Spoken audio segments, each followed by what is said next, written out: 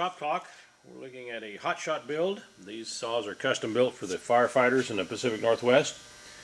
And I'll show you some of the things that I've done to it. This features the max flow filter system. It's made here in the Pacific Northwest. Gives this saw some extra air, really makes it turn up. Very nice system. Features a very large foam filter, air filter. And you oil these with some tacky air filter oil. Keeps all the carbon and all the burnt bark from getting into the motor.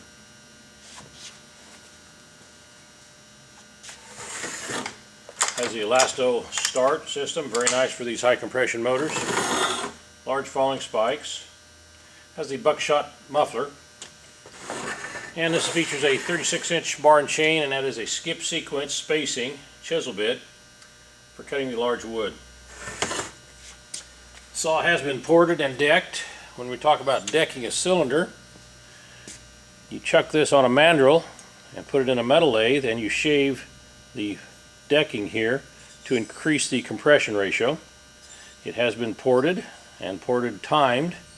The transfer ports have been enlarged and timing changed on the ports, as well as the timing on the firing. If you're in need of a high performance chainsaw, give the chainsaw guy a call.